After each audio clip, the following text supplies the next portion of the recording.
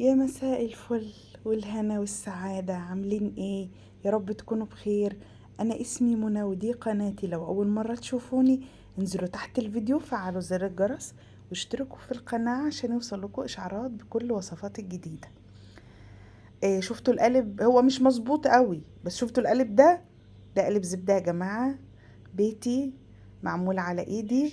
هقول لكم مميزاته وعيوبه، وهقول لكم الخطوات واحدة واحدة، وهقول لكم برضو هحاول اقول لكم بدايل، وفي خطوات ممكن تستغنوا عنها.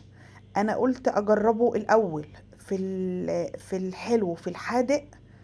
النتيجة يعني الى حد ما مرضية. هو مش طالع نفس قالب الزبدة الجاهز اللي بنجيبه من بره، بس نقول بديل زبدة عشان ما نقولش بس احنا عملنا الزبدة في البيت. دي بديل زبدة النيوزيلندي. تمام. اللي احنا هنحتاجه ايه ان شاء الله؟ مكونات موجودة في البيت. نبتدي ونقول بسم الله، اللهم صل على محمد وعلى آل محمد.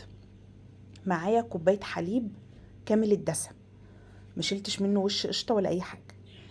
كوباية الحليب ممكن نستبدلها بكوباية من القشطة البلدي اللي هي وش اللبن. معايا كوباية من الزبدة النيوزيلندي اللي هي في النص دي، خلاص يعني مش سخنة بس متدوبة. وكوباية من الزيت، يا ريت يكون زيت يعني ما بقاش فيه زنخة ولا حاجة. تمام. انا شغلي هيبقى في الخلاط. كوباية اللبن اللي انا خدتها دي هنزل في الخلاط بيها واضربها لحد ما تعمل لي فوم على الوش. اهم حاجة ان تتضرب لحد ما تعمل الفوم اللي انتوا شايفينه ده. خلاص. هننزل عليها بايه؟ بكوباية الزبدة. لو انت عندك زبدة بلدي ماشي، بس خدي بالك مش هتطلع لونها اصفر، لان طبعا هي طالعه لونها اصفر لان اتحط فيها الزبدة اللي هي جايه من بره، اللي هي غالبا بيبقى محطوط فيها لون. خلاص. فدي حاجة ترجع لك، لو انت مش فارق معاكي اللون واهم حاجة الطعم حطي الزبدة البلدي عادي خالص براحتك. تمام. نزلت بالزبدة بتاعتي. طبعا بضربهم بقى مع بعض كويس لما يختلطوا برضو. بالنسبة للخل ولليمون ممكن تستغني عن الخل. يعني انا شايفة ان الليمون كفاية. انا مش عارفة يعني هي الوصفة كانت نازلة بليمون وخل ليه، الليمون كفاية قوي. خلاص. ممكن تستغني عنها، بس انا ضفت في الوصفة دي، انا مشيت تبع الوصفة اللي كانت مالية النت. فانا شايفة ان خلاص كفاية الليمون. تمام. فدي حاجة ترجع لك، عايزة تضيفي الاتنين براحتك. هم على فكرة مش سايبين اثر في الزبدة ولا حاجة. انا ما حطيتش كمان ملح لان الزبدة بتاعتي اصلا مملحة، فبيبقى الملح ظاهر فيها، فانا استكفيت قلت هي كده كده فيها ملح خلاص مش هحط ملح. لو الزبدة بتاعتك ملحها خفيف او مش ظاهر قوي او ما فيهاش خالص ملح، ضيفي انتي يعني ربع معلقة من الملح. تمام. بس كده. احنا ضربناهم مع بعض. بعدين هتجيبي الليمونة تعصريها، هي عصير واحدة ليمونة ومعلقة صغيرة من الخل.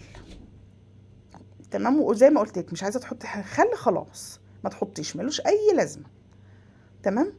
وهننزل بقى على الخليط. الحاجات دي لازم تتضرب كويس قوي في الخلاط يا جماعة. يعني طولوا بالكم كده، احنا عايزين الحاجة تطلع ممزوجة كويس على قد ما نقدر. تمام.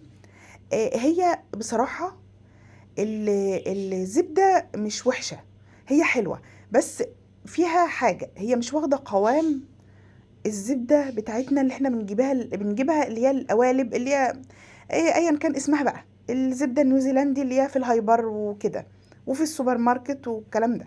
تمام. بتحس ان هي ايه، ناعمة شوية او يعني مزيتة كده، بمعنى اصح مزيتة، مش زي الزبدة التانية. وكمان تحسيها مخرزة، فيها تخريزة. وطبعا الاساسي بقى ان هي ما ينفعش تتحط في التلاجة، تتحط في الفريزر. وهتعوزي تستخدميها تروحي مطلعاها وتستخدمي منها وقطعيها علشان ايه تبقى سهلة عليكي. شفتوا الخليط شفتوا القوام بتاع الخليط ده؟ تحسوه زي قوام الكيكة كده. انا كده نزلت بالليمون والخل وبرضو هضربهم تاني. هتحسي ان هي ايه بادئه تنطر معاكي اللبن بتاعها، بس لا اشتغلي في الضرب هتلاقيها ربطت تاني مع بعضها، فما تقلقيش من النقطه دي. تمام. ضربت بقى براحتك كده خالص. الزيت بقى يعتبر مادة ربط. انا حبيت ان انا اوريكم. شفتوا في اثر لبن ناطر في الجنب كده، صورت لكم بقى بالعالي. جيت اضيف الزيت من فوق لقيتني هتلحوس، فروحت شايله الغطا وبقيت اضيف حبه بحبه. في المرحله دي بقى هتفضلي تضربي وتقفلي، تضربي وتقفلي. خلاص مش هيبقى ضرب مستمر، الضرب وقفل كده. هي المرحله دي كده تمام. وتنزلي بالزيت حبه بحبه لحد ما تلاقي القوام بتاعك تقل.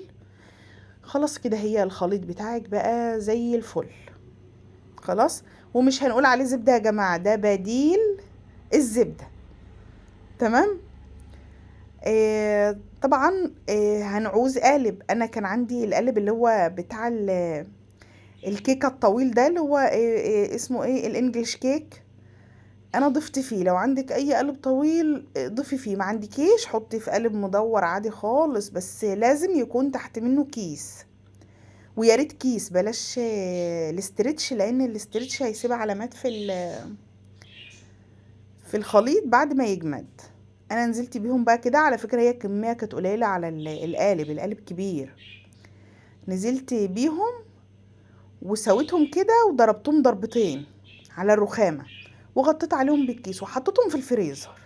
انا على فكرة وانا بطلعه انا ما كنتش سبته كتير، يعني كان لسه طري، ما كانش جامد قوي. بس مش مشكلة لو انتي طولي عليه عادي في المدة. وانا لما بطلعه حاليا من الفريزر القطعة بتبقى ماسكة نفسها خالص. يعني شوفوا انا يا دوب بعمل كده لقيته قام ايه فلق من فوق. تمام. فكيته بقى كده وهتقطعي الزبدة بتاعتك. شفتوا يا بنات زي ما انتوا شايفين كده.